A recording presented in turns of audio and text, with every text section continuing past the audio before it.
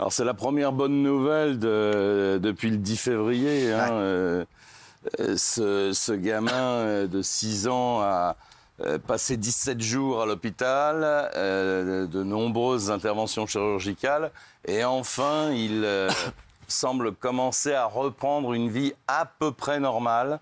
Il va à l'école uniquement le matin parce qu'il est encore faible. Il est donc retourné à l'école, retrouver ses copains.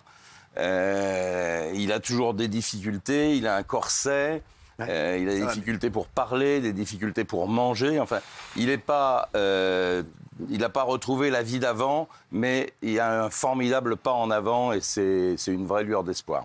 Alors, TF1 a consacré donc un sujet sur Devrim pour donner des nouvelles de son état de santé. Et on entend l'enfant prononcer quelques mots aux côtés de son oncle. Regardez.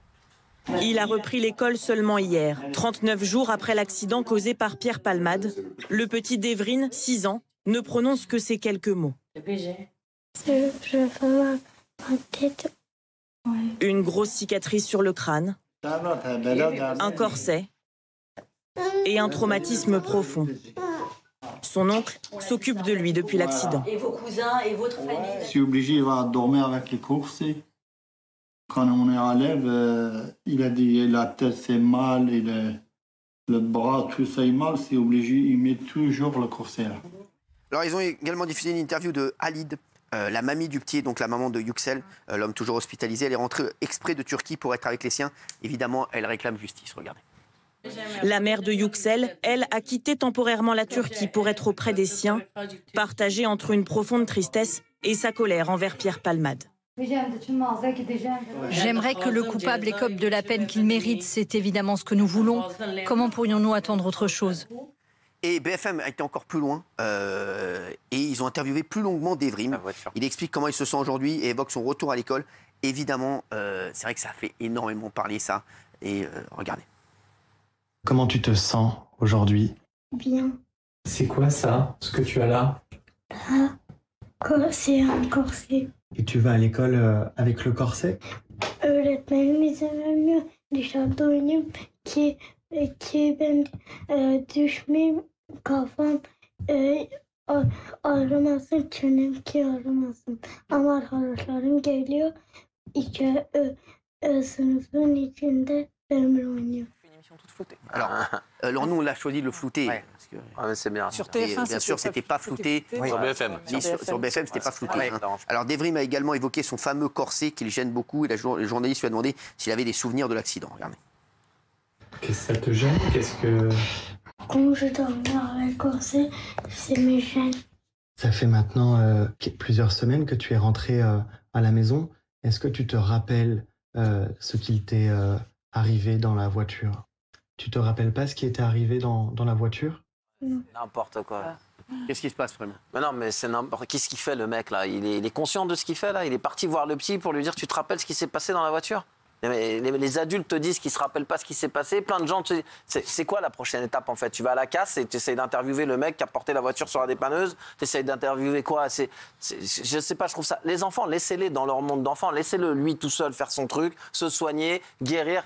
Moi, journaliste, tu vois, pour moi, c'est pas ça, journaliste. C'est pas aller voir un gamin et tu te rappelles ce qui s'est passé dans la voiture ? Et la voiture a fait des tonneaux ou t'as entendu des bruits, t'as vu des bouts de verre, t'as vu du sang. Mais c'est quoi ça ? C'est pour montrer qu'il va mieux. Mais non, mais tu me dis dans les journaux et dans les médias, tu me dis qu'il est sorti de l'hôpital, il va mieux, ça me va. Bah t'es heureux de le voir parler, de le voir heureux. Non, je suis pas heureux du mec qui va le voir, qui s'assoit au pied de son lit pour lui dire. Alors ça fait énormément parler. Moi j'aime pas du tout, je suis désolé. Est-ce qu'il y a eu l'autorisation des parents ? Parce que voilà, oui. c'est ça. Oui, l'autorisation, un visage découvert des deux parents. Voilà, mais malgré ça, moi ça me choque. Voilà, donc t'as rien à dire. Mais c'est très Ils bizarre. ont l'autorisation, les gars.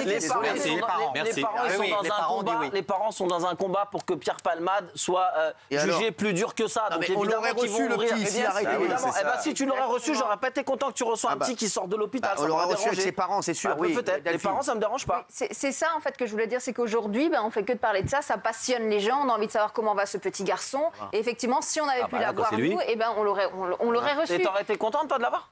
Mais Les gens ont besoin de savoir il va bien, comment il va. On dit qu'il a un problème à la tête, à la machin. On a besoin de voir, on a besoin de mettre des images dessus. Moi, j'ai pas besoin. Non, mais BFM, là, les gars, je vous dis la vérité. Ils ont fait le taf. C'est des jaloux. Je vous dis la vérité, c'est des jaloux. Arrêtez. Les mecs, ils ont eu l'autorisation des parents. Je dis pas ça pour toi, Raymond. Mais les autres, j'ai vu qu'il y avait des gars. Ils ont eu l'autorisation des parents. Tout le monde l'aurait fait l'interview. Les enfants, ça se protège.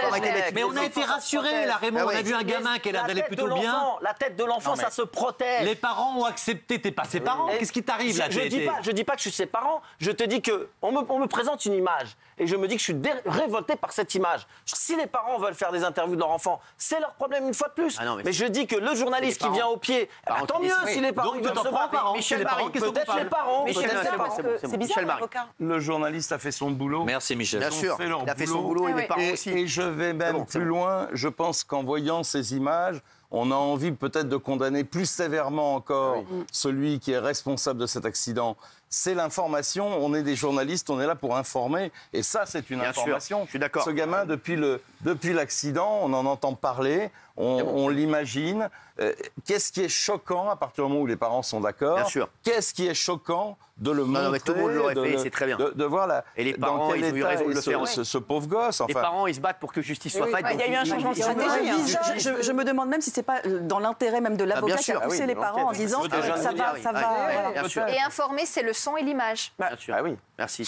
Non, mais quelle hypocrisie de la part des chaînes qui critiquent. Tout le monde aurait voulu décrocher le scoop. Moi, je trouve que c'est presque maintenant un élément de l'enquête. Aujourd'hui, la justice, elle se fait aussi en temps réel, elle se fait aussi dans les médias. Et le fait de voir cet enfant, la vidéo, elle est bouleversante, qui a l'air d'aller mieux, et tant mieux pour lui, mais qui aura probablement des séquelles à vie, et ben on se rend compte de la gravité de l'accident causé par Pierre Palmade. Parce que les victimes, là, on va en parler pendant quelques mois, mais après, on n'en parlera plus. Les séquelles, c'est à vie pour eux. Donc, c'est un élément de l'enquête, et ils ont fait leur boulot, ils ont raison d'avoir fait. On va faire que tu ailles me chercher les deux qui se sont sauvés de la voiture et les deux qui étaient dans la maison. Je préfère que tu ailles me chercher ces gens-là. Mais c'est très bizarre parce que quand Maître Baty, qui est l'avocat des victimes, était venu la première fois sur ce plateau, il avait dit que les victimes voulaient jamais apparaître, qu'on ne savait jamais qui elles étaient. Et là, il y a eu un changement de stratégie. Ils ont raison. Je pense qu'elles sont choquées. Ils ont raison.